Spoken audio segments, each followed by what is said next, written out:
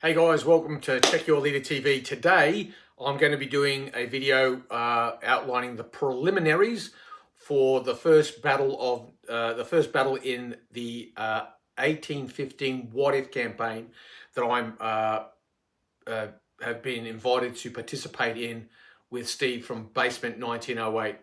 It's a collaborative project.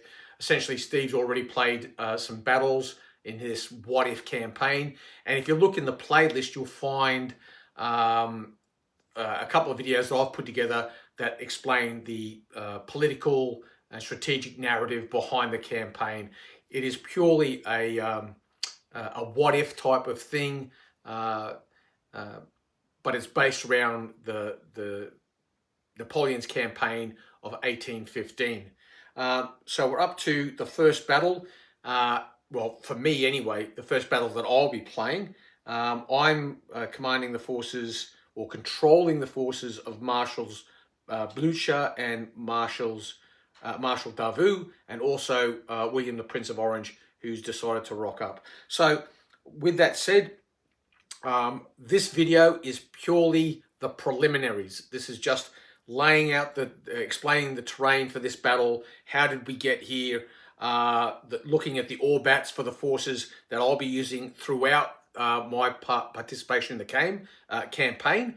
What I intend to do is I'm going to track the fates of each and every battalion and regiment and battery in this campaign. So at the end of a battle, if a battalion has been really shot to pieces, then in the next battle it might be downgraded to small in size.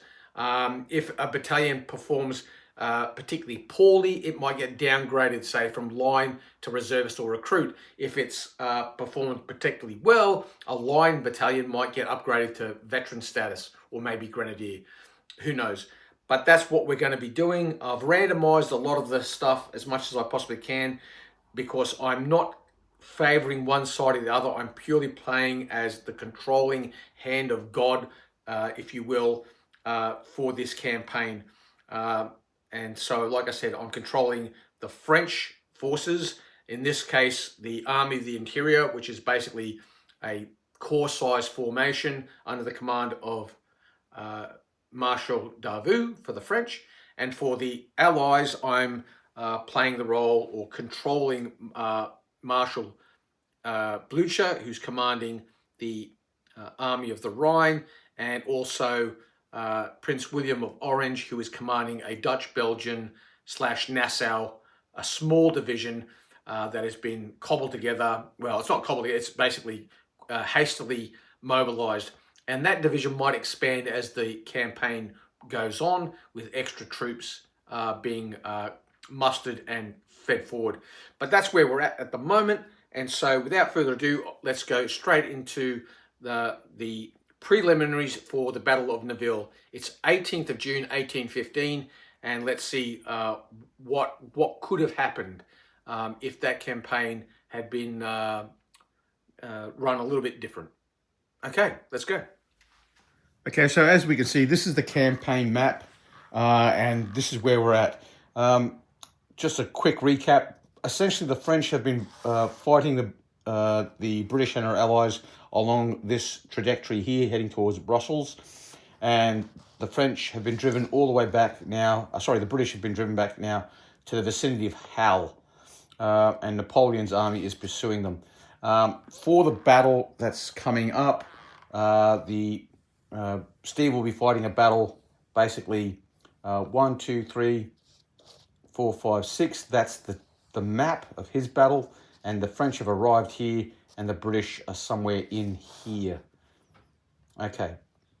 As a consequence of that, the Prussian forces that have been mustering around in the vicinity of Namur have basically finally got their act together and are marching along this road via Sombray, through Quatre-Bras and Nivelles to link up with the British forces. Initially, they expected to be fighting with the British against the French around this area here, Braine-le-Comte. So this is the route they're taking. But this is all part of Napoleon's cunning ruse to draw the Prussians to come through this area here and then Marshal Davout's Army of the Interior will cross at Charleroi, and their initial orders were to intercept the Prussians at Quatre Bras or at Sombre. But because the Prussians mobilized much faster than they thought they would, they had to scurry, crossing at Charleroi through this road heading towards the west, and then coming up through and trying to stop the Prussian forces in the vicinity of Nivelles. And our battlefield is bordered by 1, 2, 3, 4, 5, 6. So these 3 squares here. Generally speaking, each square is about, for my battlefield, about 2 foot.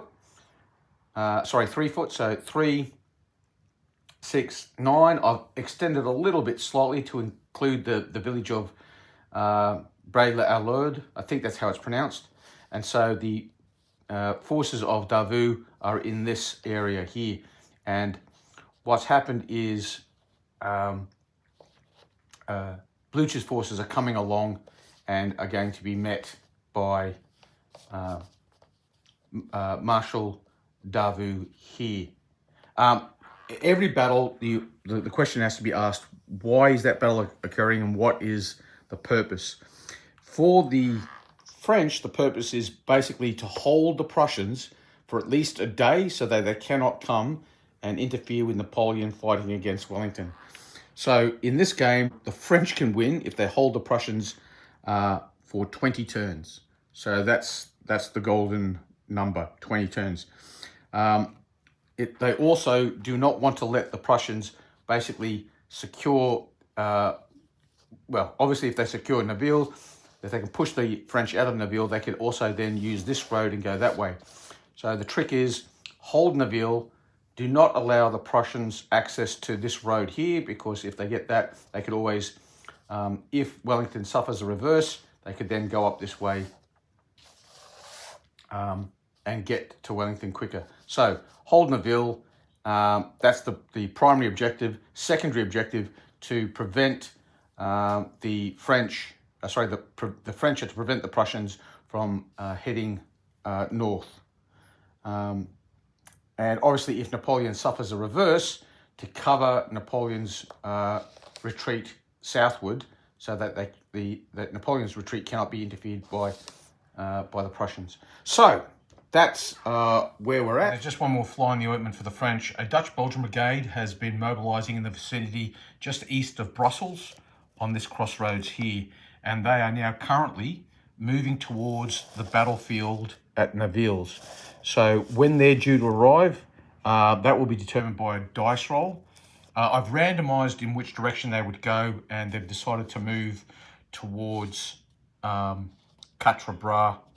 The news basically was received that some French forces had crossed at Charleroi. They believed that Wellington would be able to contain the army that was coming via Tournai, and so as a consequence of that, they're now heading towards this battlefield here. So they'll march towards the sound of the guns once this battle commences.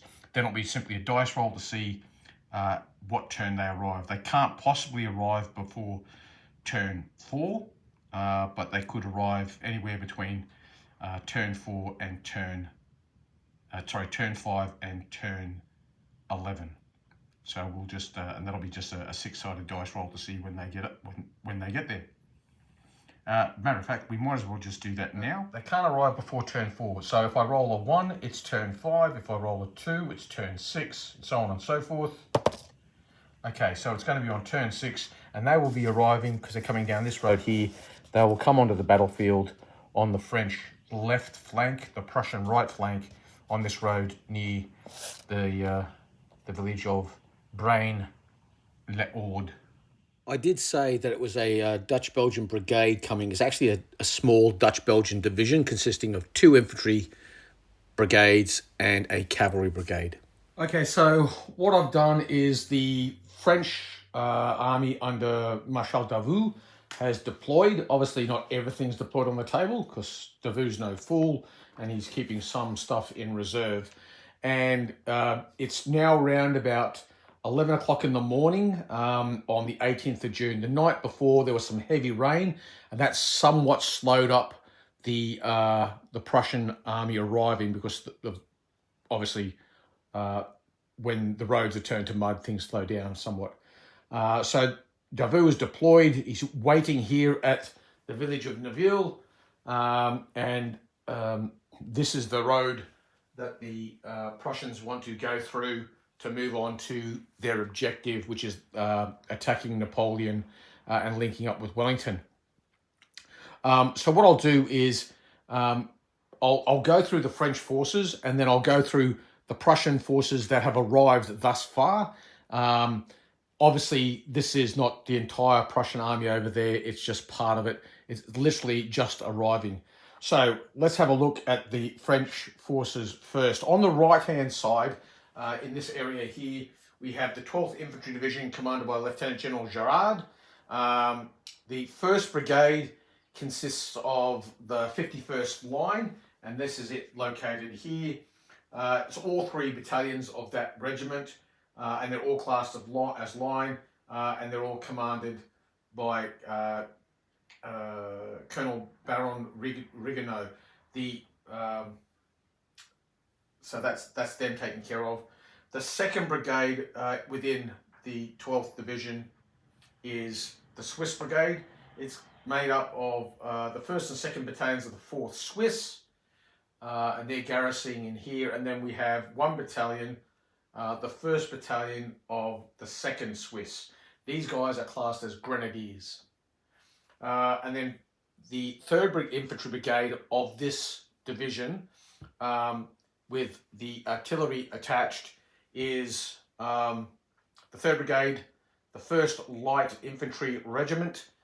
These guys are classed, the first 2 battalions are classed as veterans, and the 3rd as line, and they're veteran light infantry and line light infantry. So, and here is their divisional commander, General Gerard. So that is the French 12th Infantry Division, the 1st Division in the 6th Army Corps, or the Army of the Interior. I should also add, there is attached to this division the 4th Cavalry Brigade under Colonel Baron Marbeau, which consists of the 7th Hussars and the 6th Chasseurs de Cheval. And there's also another artillery battery over here. So essentially, this line here, if you imagine a line through here, which is quite convenient because there is a slight line, this is the 12th Infantry Division. So the 2nd Division within the Army Corps is the 13th Infantry Division. That's commanded by Lieutenant General Perriot. And he has 3 infantry brigades and a cavalry brigade. So we'll just go through his division. If we start here, we have the 1st Brigade consists of 3 recruit battalions. They are the 19th Line, which is back here, they're classed as recruits. The 2nd Battalion of the 84th and the 3rd Battalion of the 84th, and they're also classed as recruits. So these guys here are all recruit battalions. The next brigade along is the 2nd Brigade of the 13th Infantry Division. What we have here is the 28th Line, 1st Battalion, line class quality, the 55th Line, line class quality, and the 2nd Battalion of the 2nd Line Infantry, 3rd Battalion, also line quality. They have a 12-pounder heavy artillery battery attached to this brigade. Okay, so that's heavy artillery, 12-pounders. And finally, in here we have the 2nd Line Regiment. Right here, their class is and it's the 1st Battalion, their class is line. And then the 1st Battalion and 2nd Battalion of the 9th Light Infantry, and they're classed as line quality as well. Now, they also have a cavalry brigade attached, It consists of the 2nd Dragoons and the 7th Dragoons. The 2nd are classed as Grenadiers, the 7th as Line. Both are battle cavalry, and they have the 7th Horse Artillery 1st Company, which is a veteran horse artillery battery attached to them as well. And so that is the 2 divisions within the 6th Corps, and they have attached also a Young Guard division, which consists of the Trilliers of the Guard Brigade and the Voltigeurs of the Guard Brigade. Both have 3 battalions. Both the 1st and 2nd battalions of those regiments are veterans, and the 3rd battalions of both those regiments are Grenadiers. I should add, the Voltigeurs of the Guard consist of the 1st and 2nd Voltigeurs, veterans, and the Guard Flankers, which are classed as Grenadiers. And they have a cavalry brigade attached, consisting of the 1st Eclairs attached Grenadier Cheval, veteran battle, and the 2nd Eclairs attached Drentbush Dragoons, Grenadier battle. So first Eclair are veteran battle cavalry, and the 2nd Eclair are Grenadier battle cavalry. And they have 1 battery of Guard foot artillery classed as elite, and they have 1 battery of Guard horse artillery classed as veterans. And that is Davout's entire army, the Army of the Interior. All right, so now let's look at the Prussian forces that arrived on the battlefield at this point. We'll have a look at the 1st Division first. That's commanded by Lieutenant General Zeifen. And the 1st Brigade, located here, we have the Prussian Infantry Regiment number 2, the 1st Battalion, the 2nd Battalion, the Fusilier Battalion. They're all classed as line. And then we have the West Prussian Reserve Battalion. They're classed as reservists. 3 line, 1 reservist, all standard size, and 4 bases of skirmishers. They have attached to them the 1st Divisional Artillery, 1st Artillery 1st Company with 6-pounder guns. Moving right along, we have the 2nd Infantry Brigade commanded by Major Schmidt. Consists of Infantry Regiment number 9. So the 1st Battalion, the 2nd Battalion, and a Fusilier Battalion. And then finally, attached to them, we have the Kurmark Landwehr, and they are classed as reservists. So that's the 1st Brigade, 2nd Brigade. They have an attached cavalry brigade as well, which consists, and it's not on the table yet, it's being held back in reserve. It consists of the 3rd Hussars campaign line and a Landwehr cavalry regiment classed as campaign reservists. They're commanded by von Klinstrom, and that is the 1st Division of the 1st Army Corps under the command of Lieutenant General Zeifen, with Marshal Blucher in overall command. So now looking at the 2nd Infantry Division, that's commanded by Lieutenant General von Perch. Okay, again, 2 infantry brigades of 4 battalions plus a cavalry brigade. The 1st Infantry Brigade consists of Infantry Regiment number 10. Again, the 1st and 2nd Battalions, a Fusilier Battalion all classed as line, and then they have the Silesian Landwehr Battalion attached, and they're classed as reservists. So let's look at the 2nd Infantry Brigade of the 2nd Infantry Division, commanded by Major von Rodel. This is predominantly Infantry Regiment number 6. The 1st Battalion classed as line. The 2nd Battalion is classed as reservists. The Fusilier Battalion is classed as line. So line, reservists, line, Fusiliers. And then they have attached to them the Westphalian Landwehr, and they're classed as recruits. So it's probably qualitative-wise, probably the weakest brigade in this division, but numerically it's about the same. And they have attached to their brigade, they have attached the 2nd Company of the 1st Artillery, and they're classed as line also. Right, so that's what's on the table.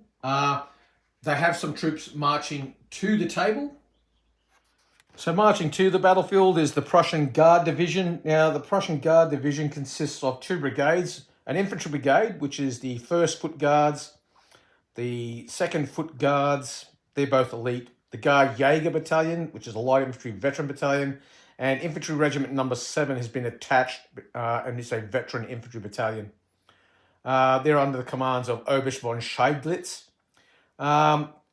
Also approaching the battlefield is the Prussian Heavy Cavalry Brigade, the 1st Silesian Cuirassiers, they're battle cavalry veterans, the 4th Brandenburg Cuirassiers, battle cavalry elite, and they have a horse artillery battery attached to them. The other forces, as I've mentioned before, is the Allied Division under Prince William of Orange. Consists of 3 brigades, a cavalry brigade under Major General Tripp, which is a combined Carabineers regiment, battle grenadier, and the 6th Hussars campaign line, and a 6-pounder horse artillery battery. And then 2 infantry brigades, a Dutch-Belgian brigade consisting of the 3rd Belgian line, classed as line, the 12th Dutch line, classed as line, and the 3rd National Militia, which are classed as recruits. And then under Lieutenant Colonel von Haven, there is the 1st, 2nd, and 3rd battalions of the Nassau Usingen Regiment. They are all classed as line, and they have attached to the Dutch Belgian Brigade under Colonel Gothol's divisional artillery, consisting of the 1st Company, 1st Artillery, 2nd Company with 6-pounder artillery. They won't arrive, as we've determined, until turn 6. The Prussian Guard Infantry and the Prussian Heavy Cavalry, at the beginning of each turn, we roll a die, and on a roll of 6, they arrive. So 1st turn, I roll a die. If it's a 6, they arrive. 2nd turn, I roll a die. If it's a 5 or a 6, they arrive, and so on and so forth. So that at the absolute latest, each brigade will arrive or be available for deploying at turn 6 at the latest, but they could come as soon as turn 1. That's the orders of battle. The troops are deployed. I'll go through opposing plans as we get to the individual commands. We're now going to kick off, and the first thing we have to do, though, is we've got to roll for brigade commander quality. So we're not quite there yet, but we're getting there. The preliminaries, I just like to have them in a video at the start, so it's you as the spectator have a better understanding of exactly who's who in the zoo and what's available. So with that done, we're now going to roll for individual brigade or brigade commander quality, and also the quality of the divisional, the corps commanders. Okay, so what we're going to do now is we're going to dice for the CNC ability for each of the French divisional commanders. The first one we're going to start off with the commander of the 12th Infantry Division is Lieutenant General Gerard. We're going to be rolling on this table here. So we roll 2 dice. We've rolled an 8, so he's classed as a campaigner. The next one we're going to go to is Lieutenant General Perriot, commander of the 13th Infantry Division. 8 again, so he's a campaigner as well.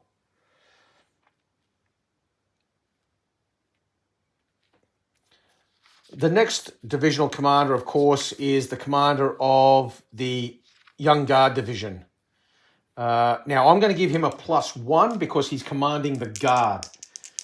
Actually, what I'll do is I'll roll on the 1805 to 1807 table. 5, he's a campaigner.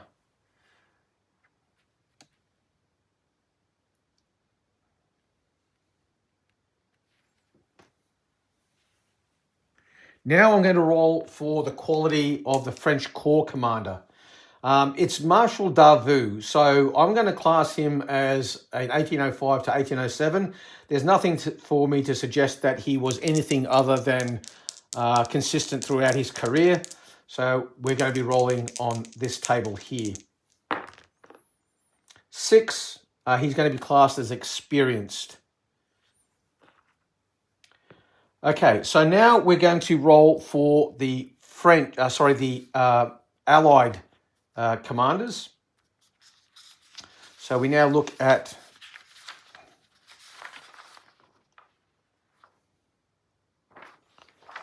their orders of battle. So we might as well start at the top. Again, we're going to roll for Blücher, or Blücher, depending how you want to say it. So French, late British, late Prussians. 8. He is going to be classed as experienced. Bear in mind, this reflects the staff as well. So not exclusively the individual, but also the staff processes which they use. Okay, 1st Infantry Division, Lieutenant General Zeifen. So on this table here, 5, he is a commissariat.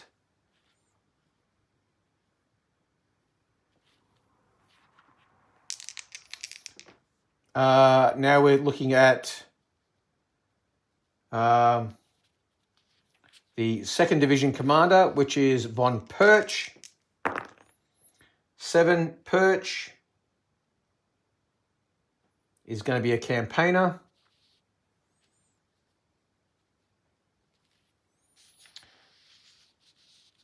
The Prussian Guard Commander, I'm not going to give them a plus or a minus. The Prussian Guard really isn't a guard. It's just they didn't really hold their guards in the same amount of high esteem as the French did.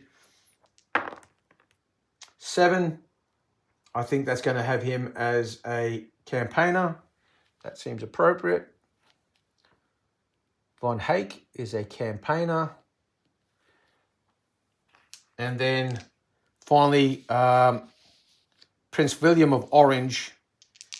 He's going to be rolling on the other table. 4, he's going to be classed as a blusterer. Okay, so now we're going to be rolling for the brigade commander, individual brigade commander quality. So we'll start with the French 1st Division, Girard's Brigade. 1, 2, 3, there's 4 brigades, so 4 dice. And we're rolling on we're going to use for all the forces involved, we're going to use the French, late British, late Prussian. Okay, so for the 1st Division, no 1s, no 6s, so nobody special there. Okay, the 13th Infantry Division, again, 4 dice. Nobody special there. Now for the French Guard Brigade, they've got 3, but I'm going to give them 4 because the Guard Artillery is going to have their own brigade commander. So, okay, so they're going to have 1 or more 6s. So they're going to have 1 bold. So there's going to be 1 bold brigade commander in the Young Guard, and that bold brigade commander will be given to the cavalry. So Captain Bonnet, commanding the Guard Cavalry, is bold. Now let's have a look at the Army of the Rhine. Okay.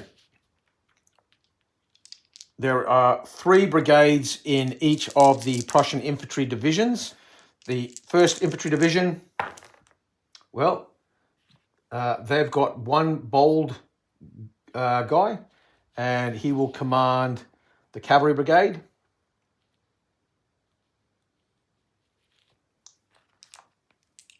The 2nd Infantry Division, okay, 1 poor and 1 bold. Okay, so we'll dice for that to make it interesting. So the bold one, so it would be 1, 2, 3, 4, 5, 6. So infantry, cavalry. The bold guy goes to the cavalry brigade yet again. And the poor guy goes to, well, 1, 2, 3 would be the first brigade, 4, 5, 6 is the second. So he is going to be poor. And now we roll for the Prussian Guards with their 2 dice. Nobody special or noteworthy there. And finally, for the Prince of Orange's command with his 3 brigades, well, he has 1 bold, and that guy will go to 1 and 2. It'll be the Dutch. 3 or 4, it'll be the Nassau. 5 or 6, the cavalry. 1 or 2, it's the Dutch. Now, because both armies are commanded by experienced corps commanders, they gain 1 bold brigade commander. So we're going to randomise this. We'll do Blucher's army first. It works out there are 10 brigades here that, there are 11 brigades. 2 of them already have bold brigade commanders, so we don't have to worry about that too much. So we're just going to roll a D10, and then we're going to go basically 1, 2, 3, 4, 5, 1, 2, 3, 4, 5, 6, 7, 8, 9, 10, 11. And we'll see how we go. 7. So 1, 2, 3, 4, 5, 6, 7. So the Oberst von Seydlitz will be bold for the Prussian Guard. That worked out appropriate. Now, for the French, they have 1, 2, 3, 4, 5, 6, 7, 8, 9, 10. Well, he's already bold, so we can't be bold twice. So 8. So that's going to be 1, 2, 3, 4, 5, 6, 7. 1, 2, 3, 4, 5, 6, 7, 8. The commander of the Dragoons is bold. So the only thing left to do now is the terrain brief. Basically, the ground is all good going except the village of Nivelles, which is 2 BUAs. So a BUA sector here and a BUA sector there. So it consists of 2 built-up areas. The roads are just roads. There's a gentle hill on the right flank of the Prussian position. And there's a woods here that's just classed as rough going. And here we have part of the village of Braides-la-Horde. It's a single BUA. It's ungarrisoned at the moment. For whatever reason, the French have not yet garrisoned it. I did dice for it, and I gave them a 50-50 chance, and they failed. They rolled a 1 when they needed a 4+, and so that position is ungarrisoned at this stage. So the French are only permitted to deploy up to the edge of the woods and along the level of the front edge of the village of Nivelles. So that's the terrain brief. There's a couple of enclosed fields here, but they're just eye candy. So it's just good going and good going here. So that's the terrain brief. That's the orders of battle. We've determined the quality of our corps commanders, divisional commanders, and brigade commanders. And we're now ready to go. I'm going to wrap this video up here. This is, like I said, just the preliminaries for the Battle of Nivelles. Again, we know that on turn 6, the Dutch-Belgian forces will arrive somewhere in this half of the table. So from this built-up area across to here, this is where the Dutch-Belgians will arrive from. And we know that the Prussian Guards Brigade and the Prussian Heavy Cavalry Brigade could turn up anywhere from turn 1 through to turn 6. And that's pretty much it.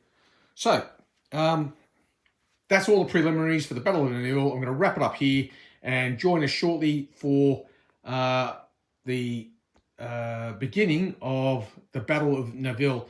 Now it's a 20 turn game. I'm probably going to do it over 3 videos, probably 7 turns per video, and then that will be it. If you found this useful, as usual, like, share, subscribe. By all means, check out the other videos in this playlist. I really recommend you go back and have a look at the 2 preceding videos explaining the context of the campaign, and also check out Steve's YouTube channel, Basement 1908. I've linked in my playlist for this campaign links to a couple of Steve's other games. If I can link in all the previous battles, I will. Other than that, we'll wrap it up there. I'll see you back here for the turns 1 through to 7 of the Battle of Nivelles in the not too distant future. That's all for now. Ubiquote.